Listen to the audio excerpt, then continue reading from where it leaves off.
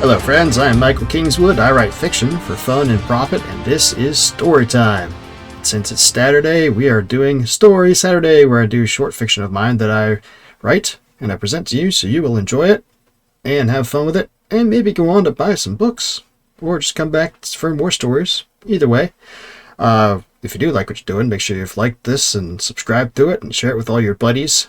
And do all the usual podcast, YouTube-y, rumbly things. Anyway, this week we are continuing with Blast from the Past stories because I've been finally finished that novel.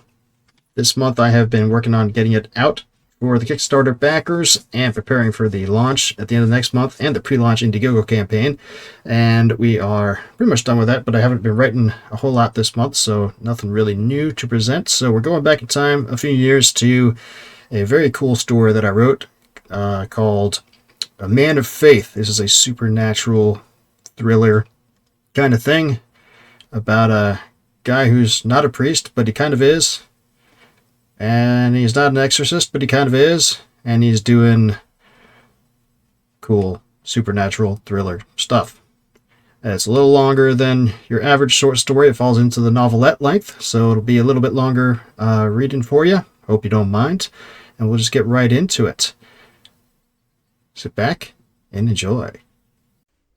The shriek that left the girl's mouth was guttural, profane, and inhuman. A roar from the pit of hell itself, something that her vocal cords could never have produced on their own. Joseph knew the sound well. He had been evoking it from demons for years. The girl was 15, wearing a sweat-dampened and tore yellow-white nightgown, and writhed against the bonds he had placed on her wrists and ankles, keeping her tied down to the little four-poster bed that dominated the bedroom where he stood. She would have been beautiful, except she had shaved the sides of her head and dyed her hair a mix of pink and blue and green, and inset garish ear gauges that distended the lobes of her ears grotesquely. She had pierced her nose and her tongue and probably other places as well. Through a tear in the sleeve of her nightgown, Joseph could see the ink of at least one profane tattoo on her arm. But as much as she had disfigured herself, the demon had done worse. It fought against the spiritual bonds Joseph was throwing at it as much as the physical, and it had twisted her face into something bestial, human only in its most basic structure. Her teeth, grown razor-sharp, snapped at the air, trying futilely to get at him, and she, or rather the demon, gazed at him through eyes that were completely black except for burning red pupils, filled with an all-consuming hatred. Not just hatred for him, but for all humanity, and for God himself. Another surge against the bonds, and again they held. But the sulphurous stink surrounding the possessed girl increased, and Joseph knew he must act quickly. He drew a breath. Pater noster, qui es in celis, sanctificetur nomen tuum. The demon shrieked again as the words of the Lord's Prayer filled the room, louder than Joseph could have spoken them on his own. He felt the power of God flowing through him as he called upon the Father in the name of the Son, amplifying his prayer and focusing the words. The Latin wasn't necessary.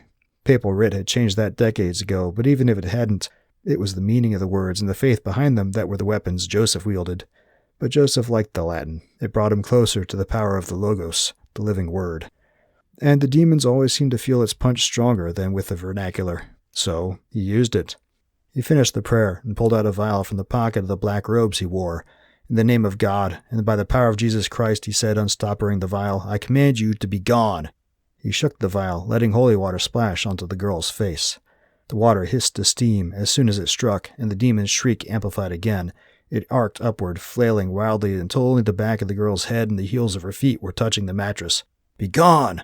Joseph shouted, and made the sign of the cross in the air between himself and the beast. As he completed the cross, the beast let out another shriek, this one long and drawn out, but this time it gradually grew more quiet. Not like it was shouting its defiance any less forcefully, though. More like it was continuing to shriek, but it was being drawn away down a long and distant tunnel until the last of his cries became nothing more than a faint echo. Then there was silence. The girl's body collapsed back onto the bed, her limbs spread limply, and her hair, what little of it there was, soaked with sweat and plastered about her head. Her chest rose and fell in long, slow breaths, and her head lolled to the right, facing Joseph. He could see her skin had reverted from the reddish tint the demon had lent it, and her jaw was less distended, back to its normal shape. Joseph watched her closely for a moment, then reached out and parted her lips. Normal teeth. Reaching up to her eye, he lifted the eyelid to peer beneath, white sclera. He withdrew his hand and inhaled. The odor of sulfur had faded, leaving only the frankincense he had lit at the start of the ritual. The girl stirred and made a little whimper. Joseph replaced the vial of holy water into his pocket and withdrew a different vial, this one filled with a translucent, gold-yellow liquid. Unstopping the vial, he dripped some of the anointing oil onto his fingers and reached down again. Ego te absolvo e peccatis tuis, he said, and began drawing the sign of the cross on the girl's forehead with the oil, in nomine Patri et Filii et Spiritus Sancti. He withdrew his hand again and restoppered the vial. Amen. The girl, still asleep, let out a sigh, and tension seemed to leave her body as it slumped back into full relaxation. Rest, child, Joseph said. Replacing the vial in his pocket, he took a moment to untie the girl's bonds, then he turned toward the bedroom door.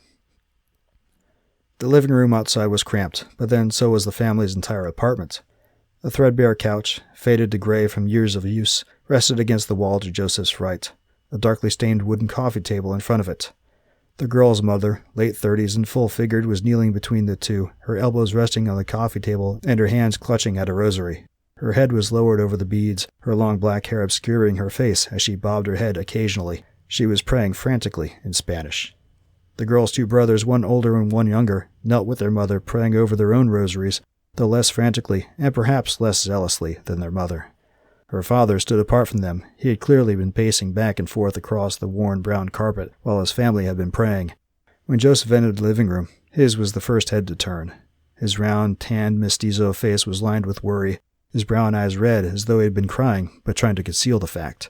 He was a working man. His jeans were stained and torn in a few places, from actual labor and not from fashion, and his red and white plaid shirt needed washing as well. His wife and son's clothing was equally simple. No family of means, this, but they had an earnest charm that Joseph had found endearing from the start. "Is the father," Enrique said in heavily accented English as Joseph stepped toward him, and the wife and two sons stopped their prayers and focused in on him like a laser. Joseph nodded and answered before Enrique could finish the question. "It is done." Then he stepped aside as the mother, followed closely by the brothers, charged the room where the girl now slept peacefully, free from the demon that had been plaguing her. Enrique hesitated, then moved to follow them, and Joseph turned toward the apartment's front door. A younger man, darker than the family, with a shaved head that gleamed in the electric lights of the apartment and wearing black robes like Joseph's, stood adjacent to the door.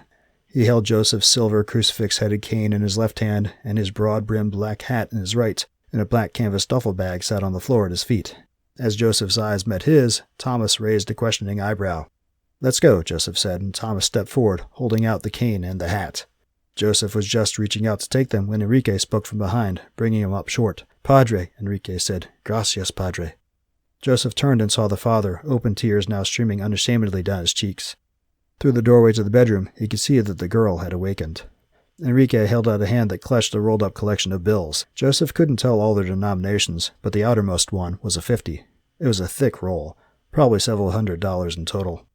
He shook his head and cupped his hands over the money, then gently pressed it back toward Enrique until the hand and the money were both pressed against the father's chest. "I don't do this for money," Joseph said gently at the man, "and I'm not a priest." Enrique blinked, confusing, sweeping the elation from his face. "Not a priest?" he said. Joseph shook his head. "Just a man of faith." "And if you had any actual faith, you could have done this yourself," he didn't say. It was an uncharitable thought, and he hated that it had swept through his mind, but he couldn't prevent it, all the same. The family had all the outward signs of piety. Crucifixes above the doors, a painting of the Sacred Heart on the wall above the couch. But if this man had been the strong spiritual leader that his family needed, and that God called husbands and fathers to be, his daughter never would have fallen astray into the occult and witchcraft and opened herself up to the servants of Satan. Joseph chastised himself inwardly. That was easy enough for him to say. Though he had not taken the holy orders after seminary, he had made his vow of chastity, and he kept it. He had not married and never would, not fathered a child, and never would. He had given those parts of his life as a sacrifice to God in order to focus on his mission. But that meant that though he knew the responsibilities and challenges a man like Enrique faced intellectually, he didn't truly understand them in his core. "Judge not this man, lest ye be judged," Joseph said to himself. He released the man's hand and money, instead resting his hands on Enrique's shoulders and giving him a gentle squeeze. Glancing toward the bedroom, where the girl was already showing signs of getting back her strength, he said, "See to your daughter. She will need you." Enrique nodded quickly and began to pull away, but Joseph tightened his grip slightly, holding him in place. "But more than that, she will need God. You must lead her back to him." He locked eyes with Enrique and saw that he fully understood what Joseph was saying, both the mission he had to perform and his earlier lack. A flash of shame and then guilt passed through Enrique's eyes. Then he drew himself up with a quick inhalation. He nodded more briskly, and Joseph saw the simple, earnest strength of the man, the desire to do right. "Si, senor," Enrique said.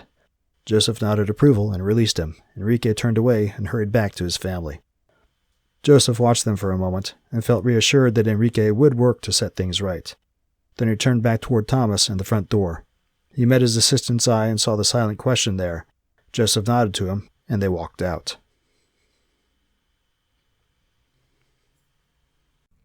Joseph met Monsignor Bruce Hennessy in the outdoor patio of Café Lemire 5 minutes before their appointed lunch meeting.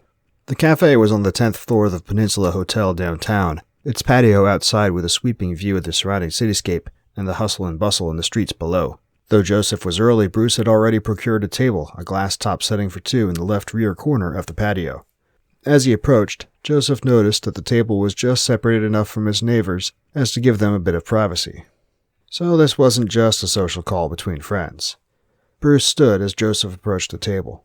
He was in his priestly habit. Unlike Joseph, who wore civilian attire, he wasn't actually a priest after all. They were of age, but Bruce had 3 inches and about 30 pounds on him, and his blonde hair was receding rapidly. Joseph didn't want to think about how deep the lines on his old seminary classmate's face had gotten. His would no doubt be deeper still. He didn't truly feel his years yet, but he still didn't like the reminder that they were passing. Bruce smiled, his round face seeming to glow and his blue eyes twinkling in the sunlight as he extended his right hand to shake. "Good to see you well, Joe," he said. Joseph shook and found Bruce's grip as firm and commanding as always, then pulled the brushed aluminum chair back from his side of the table and took a seat. It was hard, unyielding, but not uncomfortable. "And how is life in the diocese?" Joseph asked. Bruce had taken up a new post as the bishop's personal assistant, a prestigious position, though it did take him away from actual priestly duties. "Do you miss tending your flock?" Bruce's smile slipped slightly, and he gave a little shrug. "We all have our assigned duties," he said. The drinking glasses at each of their settings were filled with ice water, and he picked up his to take a sip. "The bishop heard about the aid you gave the Hernandez family." "God aided. I was just the instrument." Bruce raised the glass slightly in a half-toast, acknowledging the response, then set it back on the table. Then he leaned forward, narrowing his eyes slightly. "I understand why you did not take the holy orders, but consider how much more effective you could be in your work if you accepted the bishop's offer of patronage." Joseph had to fight back a scowl. They had discussed this before several months ago. The bishop had offered to fund Joseph's ministry, allowing him to devote his efforts to it full-time. He had refused then, and he had no intention of changing his mind. "I serve God, not the bishop." Bruce leaned back in his seat and frowned. "That's unfair, Joe. The church is the bride of Christ. To separate yourself from it, the church is the body of believers, not a worldly and corrupt bureaucracy." Bruce's brows furrowed and his lips compressed, but before he could open his mouth to retort, Joseph beat him to it. "How many sodomites and pederasts, masquerading as priests, has the Pope defrocked and excommunicated this month?" Bruce blinked, his anger replaced by a flush of embarrassment. He did not reply. "This year?" Still silent, Bruce broke eye contact and looked down at his plate. "Ever?" A long moment of silence dragged out. Finally, not looking up, Bruce said, "You don't know how difficult it is, affecting change from within. But I believe the preservation of the church is worth that struggle. I've been fighting the battle for years, and so has the bishop." He lifted his eyes again, and there was steely determination in them. "But these things take time." Joseph had to admire Bruce's optimism and his faith in this regard. He himself had given up on the Roman Catholic Church, not the faith, the organization, when he had seen its ultimate corruption back in seminary. To Joseph, it had seemed that the parable of the seed thrown into bad soil. It needed to be ripped out, root and stem, and burned to make way for something better. But Bruce still had hope that Mother Church could be reformed and was determined to fight for that. And fight he had, that could not be denied.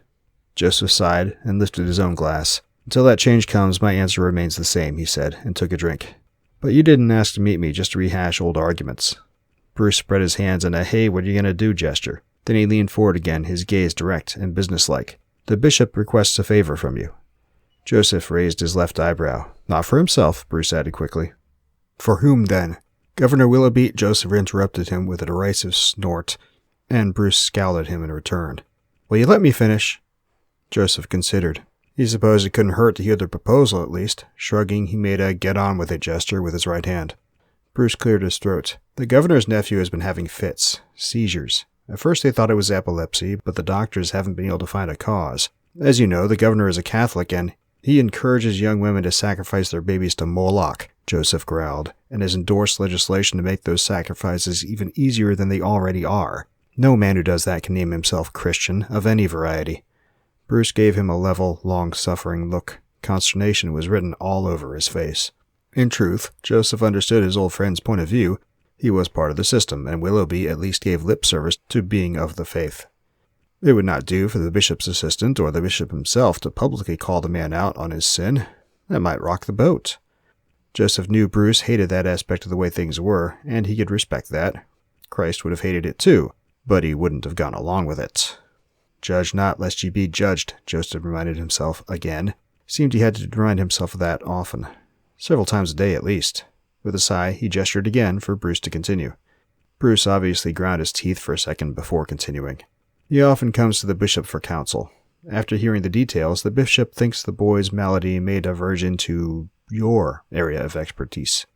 Well, it wouldn't surprise Joseph if a man like the governor was surrounded by demons, or that they would choose a member of his family to latch onto. Still, to come to the aid of a man who was an active enemy of the faith, and all the worse since he claimed to be part of it. Bruce must have seen the disapproval on Joseph's face. He leaned forward again. Joe, the boy is 10 years old. Whatever you think of the governor, and Lord knows I have issues with him too, the boy is not a party to his uncle's sins. Probably it really is just a medical condition, but if it's not, and you can help him... He didn't need to finish the sentence. Joseph had already gone there in his own mind. Perhaps revealing the demonic influence on the boy and then purging it could be the thing to rekindle the governor's own faith, and help him down the road to repentance and salvation. Perhaps. After a moment, Joseph nodded. Very well. When and where? Bruce smiled, and there was victory in that grin. The boy and his family have been visiting the governor in his mansion this last week. A car will pick you up at 7:30 tonight.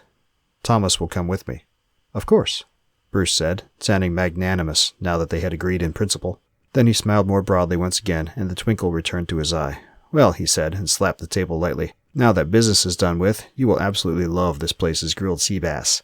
He waved his hand, and a moment later, a perky young brunette dressed in the cafe's livery appeared at their table, beaming a smile as she handed them menus. Joseph accepted his with a feeling of resignation. He expected this evening would be trying, in any number of ways.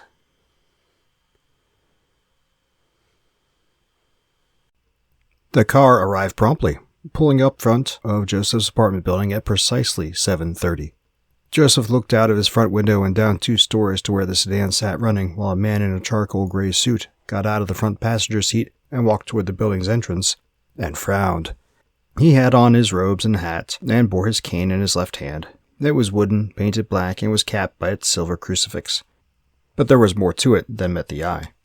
Still eyeing the street outside, Joseph took hold of the top of the cane, just below the crucifix, and twisted, then pulled upward. The blade concealed within was tempered steel, coated with silver everywhere except on the cutting edges, which had been sharpened to a razor's edge. He only withdrew it a few inches, to check the smoothness of the draw. It would suffice. Satisfied, he sheathed his sword and twisted the locking mechanism. Beside him, Thomas watched this and raised an eyebrow. Joseph noticed the gesture and shrugged slightly. I don't trust these people, he said simply, and Thomas nodded. So I should bring my special gear as well, he said. The buzzer from the apartment's door sounded. Joseph hesitated for a moment, considering. Then he nodded to Thomas. Yes. 3 minutes later, they got in the car for their ride to the governor's mansion. Joseph had seen pictures of the governor's mansion, of course, but it was smaller in person than those pictures had made it appear. Not that he got to see much. The driver and his partner from the front of the car got them through security easily enough, then pulled up to the mansion's side entrance. Then a whirlwind of doors, corridors, a flight of stairs, another corridor, and a door later, he and Thomas stood in an oak-paneled study, complete with leather-upholstered couch and stuffed chairs arranged around a dark fireplace, a wall of bookshelves stocked with tomes beyond counting, and a massive wooden desk at the end of the room before a broad window overlooking the mansion's grounds. The place smelled slightly of pipe smoke and bourbon. Governor Willoughby stood in front of the fireplace, holding a glass filled with 2 fingers of the dark amber liquid that Joseph's nostrils had detected, and wearing an expression on his face that was welcoming, if not warm. His graying black hair was cut short and his hazel eyes were narrow. He was in his shirt sleeves and his tie was loosened, and much like the mansion itself, Joseph was struck by how much smaller he appeared in real life than he did on the TV screen. "Father Joseph," Willoughby said, and stepped forward, extending his right hand. "Good of you to come." Joseph took the governor's hand and found his grip clammy, but firm. "Any friend of the bishop is a friend of mine," he said, sounding lame even to his own ears. He gestured toward Thomas, who had lingered by the door to the study as Joseph took the lead. "This is my assistant, Thomas." Willoughby let out a half-chuckle, pretending at least to see the humor in Joseph's quip. He nodded to Thomas and turned to his right, sweeping out his arm to take in the man, woman, and child sitting on the couch.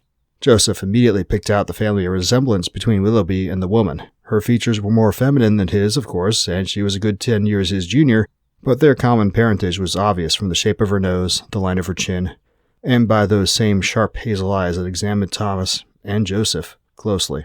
"My sister Bethany, her fiancé Carl, and her son, Tim," the governor said. Carl rose. He was a bear of a man, looming a full head taller than Joseph, and with muscles that strained the blue polo shirt he was wearing. Joseph recalled hearing somewhere that the man had played rugby in his youth, and his ears showed it. The right one had a gap between the top of the lobe, and where it normally would have fastened to his skull. A little too much tugging in the scrum pile, no doubt. "Hello, Father," Carl said, and crushed Joseph's hand in his own. He had to fight not to wince at the sheer force of the man's grip. "Just Joseph, please," he said, smiling with what he hoped was reassurance. "I'm not actually a priest." "I don't," Willoughby began, but a snort from his sister cut him off. "Really, Ernie, you didn't listen to your friend the bishop at all, did you? He told you that just this morning." Rolling her eyes in bemusement over her brother's antics, or what she apparently considered antics anyway, Bethany also rose, but she didn't offer her hand, instead helping her son to his feet. He was small for 10, sandy-haired, green eyes. He fidgeted like he was nervous, and he had on an X-Men t-shirt and khaki cargo shorts. "Say hello to Joseph, Tim," Bethany said, standing behind him and giving his shoulders a gentle squeeze with her hands. Tim just shrugged slightly and looked down at the floor. Clearly he was uncomfortable, but whether from the situation as a whole, or Joseph's presence, or both, was impossible to tell. Yet. "Good evening, Tim," Joseph said, shifting his attention fully to the boy. There didn't offhand seem to be anything more to his demeanor than what Joseph would expect, nor did he sense any of the blatant telltales of a demonic presence. But that wasn't enough to rule it out, either. He looked from the boy back up to his mother. "When did the episodes first begin?" Bethany gave a little shrug. 2 months ago? 3? We've been to every doctor, but she left the rest unsaid. No need to restate things. Joseph nodded, and then he looked back at Willoughby. "I will need to speak with the boy and examine him. It will be easier if we have some privacy." Willoughby blinked. "Examine him?" Joseph smiled in a manner that he hoped was comforting. "Spiritually." Willoughby and his sister exchanged glances, conferring without speech. Carl killed whatever rapport they had by chuckling softly and saying, "Well, you guys aren't priests, so we should be safe enough with you." His tone was flippant, like he found the joke incredibly funny. Joseph stared at him. Carl's smile lessened, then faded completely. He swallowed and made an apologetic shrug. "We'll be right outside," Bethany said, and walked past Joseph toward the door. As she passed Carl by, she shot a glare at him that would have made a palm tree wilt at 100 paces. Carl, looking glum, turned to follow her out. Willoughby did the same, but he looked, if anything, amused by the whole interchange. Once past the doorframe, he turned and smiled back at Joseph, then he pulled the door to with a solid thunk. Joseph tried to put his annoyance with Carl aside, as he turned back to Tim. He needed to be on his game and not encumbered by any vice during the examination. He gestured toward one of the stuffed chairs, and Tim sat back down. Joseph did the same. He leaned forward, placing his elbows on his knees and watching the boy closely. "Does your mother bring you to church? Do you know your prayers?" Tim nodded. "Then pray with me, please." The boy lowered his head and clasped his hands together. Joseph began the examination.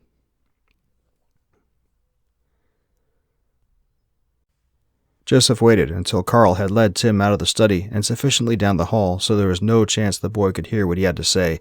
Then he turned to where Willoughby and his sister stood anxiously in front of the study's desk. He put on a reassuring smile. "I can't see any signs of demonic interference, and thank the Lord that was the case." Bethany let out a breath she had been holding and pressed a hand to her mouth. "You're certain?" Joseph nodded. Then he was being crushed in her arms as she threw herself across the space between them and hugged him. In his ear, he heard her say, "Thank you." Joseph shifted on his feet, uncomfortable by the sudden contact. She was an attractive woman, and vow chastity or no, he was still a man. He needed as little temptation as he could manage. Carefully taking her by the forearms, he pressed her back from him and smiled. "You're welcome," he said, then carefully guided her away from himself by turning to the right and nudging her toward the door. She seemed to understand the source of his reluctance to touch her, and her lips parted upward ever so slyly. She held his gaze for a moment, then turned to follow her fiancé and her son as Carl led the boy away to bed. Joseph took a moment to collect himself, clearing his throat. Then he looked sidelong at Thomas, who had an amused expression on his face, no vow of chastity for him, and nodded toward the door. It was time for them to go. Thomas smirked slightly, then hefted the duffel bag of equipment he carried on their excursions and stepped out of the room. Joseph moved to follow, but Willoughby's voice brought him up short. "A moment, Joseph," the governor said. Joseph turned back around to look at him. He was frowning slightly, not looking at Joseph, but rather watching the retreating back of his sister as she moved away down the hall. "There is no doubt to your findings?" Willoughby asked. Joseph shrugged slightly. "The only certainties in life are death, taxes, and God's love," he said, earning a look of amusement from the governor. "But no, I have no doubt. No demon has come near that boy, thanks be to God." Willoughby nodded slowly. "Good," he said. Then he drew himself up and gave a more firm nod of his head. "Good," he said, in a more settled tone. Joseph narrowed his eyes. "Beg your pardon, Governor, but you sound almost disappointed." "What?" "No." Willoughby looked askance at Joseph for a second, then smiled sheepishly. He flushed a little. "No, but I was hoping the boy's ailment would be something simple to cure. Now—" He let the thought die off and made a vague gesture with his hand. Joseph sniffed. "Be glad all it is a physical problem," he said. "The consequences of demonic intervention are far worse and far more long-lasting." Willoughby looked sidelong at him, then nodded. "You're right, of course." He sniffed out a half-laugh. "The politician in me, just looking at the physical." He sounded like a man who was trying to convince himself of something he didn't really believe, or of a man who was trying to put on that he believed it for someone else's benefit. Either way, Joseph wasn't buying it, and that just sealed his opinion of the governor. He was a fool. "Well, just in case, here's my card," Joseph said. He reached into his pocket, pulled out 2 of his business cards, and held them out to Willoughby. "If anything happens with the boy, call me. There's one for your sister as well." Willoughby took the cards and nodded. "Thank you, Joseph." "My pleasure, Governor." Then he turned and left the room, Thomas in tow. It was well past time he was out of there and back home to his ministry and real work. Joseph woke up to his phone ringing. At first he couldn't figure out what was going on and where he was. He was that groggy. He looked around at the dark room surrounding him, shapes all blurry and non-distinct, and came up with nothing. Then he zeroed in on the noise that had woken him, his personalized ringtone, Holst's Mars. He snapped to focus and registered where he was, his apartment. He flailed his arm across to his nightstand and found his phone, which was still ringing. Pressing the answer button, he lifted it to his ear. "Yes?" "Joseph?" The voice was masculine and vaguely familiar. "It's Carl, Bethany's fiancé." Joseph's eyes widened in the darkness, and he sat bolt upright in bed. "What can I do for you, Carl?" "Bethany's gone, so is Tim, and Ernie, too. I asked the security people where they went, but they won't tell me anything. I found your card in the trash can in our bathroom, and—" His voice was plaintive, scared. "You haven't heard from them, have you?"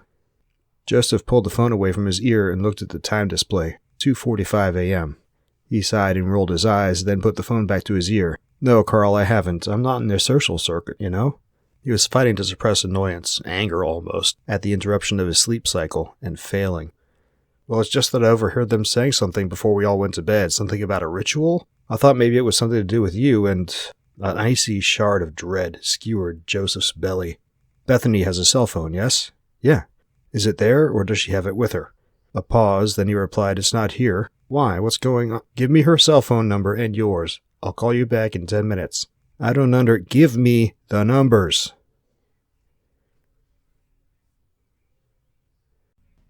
Thomas picked up before the end of the first ring. "What's up?" Joseph pulled the phone away from his ear and looked at it in bemusement for a second. Did the man never sleep? Then the gravity of the situation struck him again and he got back to business. "I need you to trace the location of a cell phone right now." "What? Joe, that's not exactly— It's Bethany's phone, Tim's mom. I think something horrible is about to happen." A heartbeat's pause, then all protest left Thomas's voice. "Give it to me."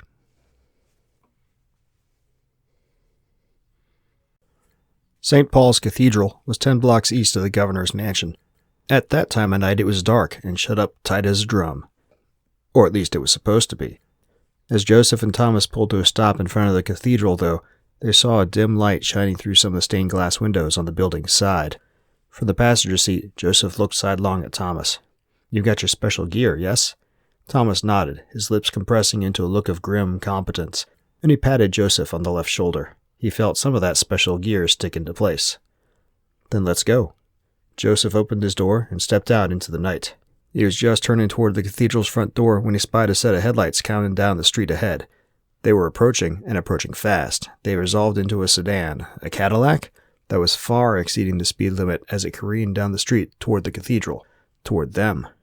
Joseph's hand went unconsciously to the grip of his cane sword, even as he considered the only person the driver would be. The car skidded to a stop across the street, and the door opened, and Joseph's suspicion was confirmed. Carl sprinted across the street and met up with him and Thomas in front of Thomas's car. He was breathing heavily and bent over to put his hands on his knees as he caught his breath. Joseph looked at him askance. Not enough time exercising since rugby, apparently. "I told you to stay put and let us handle this," he said. Carl looked up at him, first time for that, and shook his head. "No way. If Bethany and Tim are in trouble, I'm helping." Joseph appreciated the thought, but he had the sinking suspicion they both weren't in trouble. Still, hard to argue with a spirit that was willing, he reached out and clapped Carl on the shoulder. "Very well, but keep back and let me take the lead." Carl nodded. Joseph looked away from him to Thomas. "We'll take a side entrance. Can you get the door open?" Thomas grinned. Then he strode quickly toward the side of the cathedral, disappearing into the gloom as he made his way down the length of the structure. Joseph moved to follow, but paused when he felt Carl's hand on his arm. He looked back to see the man staring at him with a strange look, a mixture of confusion, disbelief, and shock. "Your assistant knows how to pick a lock?" Joseph smiled thinly. "We don't have the funds to do this full time. Thomas is a man of God, yes, but he's also a private investigator. That's how he knew how to locate Bethany's phone. He'll get us into the building." Carl's hand dropped off his arm as the man's eyes widened even further. Joseph turned away, moving quickly to follow Thomas around the building to its side entrance. Behind him, he heard Carl moving to catch up. "So you're not a full-time whatever you are either?" Joseph shook his head. "Correct. What are you then?" He paused for a second, then looked back at Carl. "I'm a freelance computer game programmer. I've written code on probably every game you've played in the last 5 years. Carl's mouth dropped open. "Seriously?" "Seriously." He hurried to catch up with Thomas. By the time Joseph reached him at the side entrance, Thomas had the door unlocked and cracked open. They gathered briefly outside, and Joseph reaffirmed that Carl would hang back. Then, one by one, they slipped through the partly open door into the dark interior of the cathedral. Except that it wasn't all that dark. There were candles planted all over the sacristy. Not the creamy white candles used during Mass, but red and black, waxy candles that gave off thick black smoke as they burned and dripped wax freely onto whatever they had been set upon. All the same, the candles cast good light, bathing the area in a golden glow that should have looked pure, serene. Except that the light also illuminated the desecration that had been done there. Either blood or red paint, most likely the latter, had been drawn all over the marble stones making up the floor. It was impossible to make out all the details unless one were high up, but Joseph had seen enough in his study of demonology and the occult to know what the design had to be. A pentagram surrounding the altar, and the glyphs corresponding to the names of the cherubs and archangels who had followed Lucifer in his revolt. And tied to the top of the altar, stripped down to his underwear, was Tim. He was asleep, somehow. Probably drugged from the stiff way he lay. Red designs had been drawn down his torso and legs as well, but his chest still moved. He was alive. Joseph thanked God for small miracles. A group of 4 people were gathered around the altar, one on each side. 2 of them were concealed by cowled red robes, but the other 2 were plain to see, just as they were in the same civilian attire Joseph had seen them in earlier this evening, Willoughby and his sister. Behind him, Joseph heard Carl gasp in horrified shock as he took in the scene ahead of them, and he knew he would have to act quickly or the rugby man would rush in and possibly spoil everything in his inexperience. So, leaving stealth to the wind, Joseph straightened and, using his cane with his left hand, he strode down the aisle between the pews in the cathedral's side chamber. "Looks like you really were disappointed after all, Governor," he said in a voice that carried easily throughout the building. He thanked God for the help with his volume, but also thanked acoustics. The 4 people around the altar gave a collective jerk, and all eyes turned toward Joseph. He sensed surprise, fear even, from the 2 cowled men. From Willoughby and Bethany, nothing, though they did watch him come with eyes that showed at least some level of discomfort at his sudden appearance. Willoughby glanced to his side to the nearest of the cowled men, who looked back at him. The governor nodded. Both cowled men charged at Joseph. Between one step and the next, they produced long, curved daggers from inside their robes, and they separated, so as to get on either side of him. No doubt they intended to flank him and then skewer him. Probably thought it would be easy. No such luck. He twisted his hand on the grip of his sword cane, unlocking it, then whipped it upward. The scabbard, as freed from the locking mechanism as the blade was, flew forward and upward toward the charging man to Joseph's left. He only had time to blink in surprise before the floor end of the scabbard, capped in iron, struck him full in the face. The man staggered backward, his hands rising to his suddenly broken nose and shattered teeth. And then Joseph was surging to his right, shifting his sword to his right hand smoothly with a technique he had practiced many times during his saber fencing days in high school and in undergrad. He whipped the blade around, and suddenly the second cowled man, who a moment before was so certain he was about to skewer Joseph alive, found himself cut in 3 separate places on his arm, shoulder, and upper thigh. None of the cuts were deep enough to be fatal, or at least Joseph tried hard to ensure they would not be. He had no desire to condemn the man to hell without allowing him time for repentance. But they were painful, and he dropped the knife from an arm that must have suddenly lost all strength. A kick later, the man went down on his back, writhing and moaning. The first man had recovered, and he continued his charge, but he was off balance from the sudden resistance, and it was easy to sidestep his attack, and that left the back of his knee open to a hamstring cut. Joseph turned away from the 2 groaning underlings, and found Willoughby and his sister had moved to stand next to each other on the opposite side of the altar from him. He ascended the 2 stairs separating the sacristy from the rest of the cathedral's interior, and lifted his sword, pointing the tip, stained red from their underling's blood, at them. "You've been trying to give him to Satan's minions for 3 months now, but you haven't succeeded." They didn't try to deny it. The governor simply shrugged. "Apparently, small offerings weren't enough. We weren't sure, though, until you verified it." "Enough for what?" Willoughby smiled broadly. "I've accomplished some great things here in this state. When I'm president, I'll accomplish even more. I can be the man to finally drag this country out of the doldrums of its past and into a glorious new future." "So you would sacrifice your own flesh and blood, give your nephew," he turned his eyes toward Bethany, "your son, to the Prince of Lies in exchange for 4 years in a political office?" He didn't even try to keep the contempt from his voice. They were pathetic creatures, the both of them. If they were not also pure evil, and if they did not wield some real power in this world, it would be laughable. Bethany surprised him by laughing. "He's not my son, you fool," she said, condescending scorn filling her voice. "I bought him from the dealer when he was an infant." Her lips turned upward into a sadistic smile. "He's been very useful over the years as a plaything for campaign donors and the like, but he'll be too old to be appealing soon." Joseph's stomach roiled in revulsion as the full import of her words struck him. She could not mean... But she did. The burning light in her eyes told the truth, plain as day. She had given the boy to be used in every conceivable way, and ways Joseph knew he could not conceive of and did not want to, and now was willing to cast him aside into the very fires of hell itself for just a little bit more power for herself and her brother. Except that's not how it worked. Not when Joseph was around. He maneuvered around the altar toward them, and they backed away, just far enough. "Carl," he said over his shoulder, not taking his eyes from the satanic couple. Bethany's eyes went wide when he said the name, and wider still when she must have seen the big man emerge from the shadows behind Joseph and stalk up toward the altar. He could hear Carl's footsteps against the floor stones, and Bethany's face twitched with each one. Her mouth flopped open and shut like a drowning fish's, and she clearly struggled to find words of explanation, but came up with none. Joseph advanced again, coming to the far edge of the altar now. The brother and sister retreated as he moved, and Carl now should have full access to Tim. "You got him?" he asked. Behind him, Carl grunted, then said, "Yeah, get him out of here. Hurry." Willoughby grinned. "Yes, do hurry." He reached into his pocket and pulled out a transmitter of some kind, which he raised to his lips. "This is Governor Willoughby. My nephew has been abducted." The dismay that had settled over Bethany's face lifted when her brother's words reached her ears. She grinned at Joseph in triumph. Behind him, Carl's running footsteps were growing softer, heading toward the side door they had just come in from. "Give my regards to your master," Joseph said. Then he turned and ran after the big man, pausing only to pick up his sword cane's case where it lay on the floor. "Lose your cell phone," Joseph said over his shoulder, to where Carl sat in the back seat with Tim. "They could track it." Thomas was driving, keeping to the speed limit, but still making time away from the cathedral and toward the other side of town, where Joseph's apartment was located. Carl met his eyes and nodded, then rolled down his window and tossed his phone out into the night. "Good. You're going to need to run. You and Tim both. They'll be looking for you. If they catch you, you'll be lucky to be arrested and thrown in prison. More likely, they'll just kill you."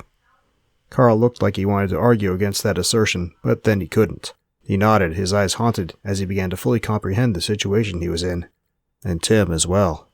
Thomas spoke up. "Don't use the ATMs. Don't use credit cards. Do you have a place you can go, friends you can contact, that Bethany doesn't know about?" Carl considered, then shook his head. "No, she knows everything. She... He bent forward in his seat then, resting his elbows on his knees and placing his head in his hands. "Oh God," he cried, disbelief conflicting with horror and fear and anger and a dozen other emotions as he let out a long, hard scream. Joseph traded glances with Thomas, and Thomas nodded. They had not faced this exact same kind of situation before, but they had dealt with similar needs at least. Thomas would be able to hook Carl up with enough to keep him safe, at least for a few days. A few days was all they needed. Bruce went for a 3-mile run at 5 o'clock every morning. It had been his routine since Joseph first knew him in seminary, and he kept it up religiously. Sometimes Joseph wondered whether he even prayed as religiously as he ran. Most days he would have thought that question uncharitable. Not today. Joseph waited in the bushes on the side of the diocese rectory that housed the door Bruce always took to go in and go out on his morning runs. And sure enough, at the same time he always did, the Monsignor came puffing into view, still cooling down from his jog. Bruce stopped almost directly in front of Joseph and lifted one leg. He reached behind his back to grab his foot and pull back to stretch his quadriceps. It was then that Joseph stepped out into view. "You set me up, Bruce." "What?" Bruce said, surprise sending his voice an octave higher than normal as he tried to spin around. He failed and lost his balance, stumbling forward 2 steps before he righted himself. "Joe," he said, finally recognizing Joseph as he drew nearer. "What are you talking about?" "Willoughby and his sister. They're Satanists. Tried to make a sacrifice for more power, but they weren't successful. Couldn't figure out how to get it right until you sent me to be their stooge." Bruce's eyes widened, and he shook his head. "That's crazy." "Did you know?" "What?" "Did you know?" It came out as a roar, and Joseph hurled himself forward toward his old friend. The force of their meeting threw Bruce backwards, and never mind the extra height and weight he had over Joseph. His back struck the bricks of the rectory's outer wall, and Joseph pressed in against him. He hadn't realized he'd done it until he saw the silver crucifix up alongside Bruce's face, but he had drawn half a foot of his sword cane free, and the razor's edge lay across Bruce's windpipe, a breath away from cutting him. Bruce saw it too, and his face paled. He knew Joseph's sword cane. He had been with Joseph when he bought it, way back in seminary. He hadn't realized it was actually a weapon until he had gotten it back to their dorm. Bruce spoke rapidly. "Swear to God, Joe, on my mother's soul, I don't know what you're talking about." That meant something. Bruce could be flippant about some things, but he esteemed his mother more than any other man Joseph had ever met. Still... Joseph leaned forward. Bruce's panicked breathing was hot on his face. Did he know? He didn't need to say who. Bruce knew immediately. It showed in his eyes. The bishop. Willoughby often sought his counsel. Bruce had said that himself at their lunch meeting. If that were the case, if Willoughby and the bishop truly were close friends... Bruce shook his head quickly. "I don't know," he said, his voice trembling, barely above a whisper. It was the abject mortal terror in Bruce's voice that woke Joseph up to what he was doing, how close he was coming to crossing a line that he could never step back over. Joseph moved back, releasing Bruce and letting his sword slide fully home into its case. He raised his free hand, palm open, and out toward Bruce and retreated again. "I'm sorry, Bruce." Bruce raised his hand and touched his fingers to his throat, where the cutting edge of Joseph's weapon had threatened. He looked at his fingertips as he pulled them away, and looked relieved when they came away clean. "It's okay," he said in a tone that didn't really sound like he meant it. "Seems like you've been through a lot." How much, Bruce didn't truly know. But he would. Joseph gave him as stern a look as he could. "You need to look into your boss. There's a good chance he's working for the enemy." Bruce shook his head in denial. "Willoughby is going down. Hard. If the bishop is on the wrong side, he will too. Make sure you don't go down with him." Then he turned and walked away. Behind him, Bruce regained some of his vocal strength. "What do you mean he's going down? Look on YouTube and BitChute in about 45 minutes.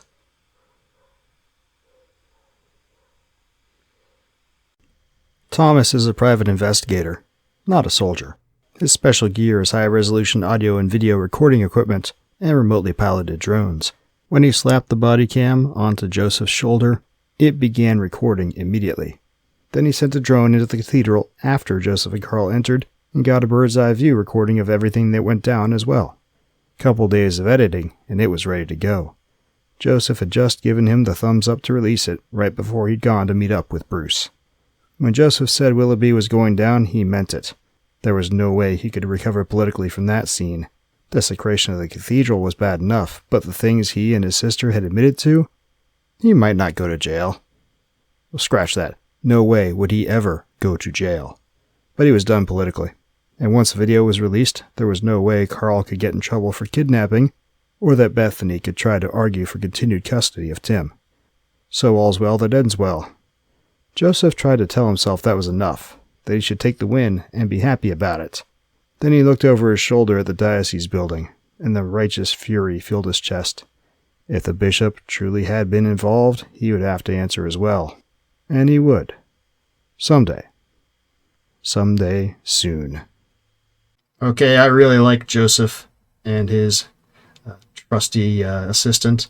They're fun characters, and I have been intending to revisit him and his further adventures. I just haven't gotten around to it yet, but I think that we're going to, because he's just too cool not to.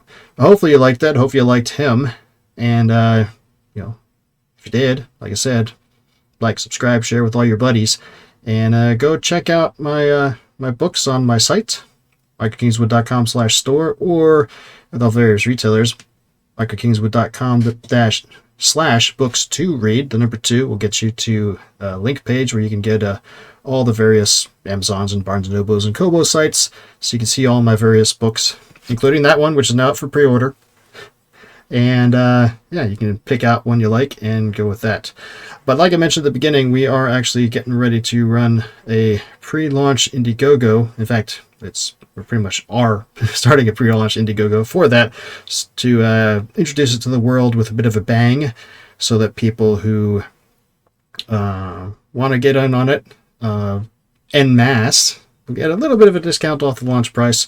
And you also get introduced to a whole bunch of other stories that I've got. And I made this cool little video to tease people about it. Let me show you that right now.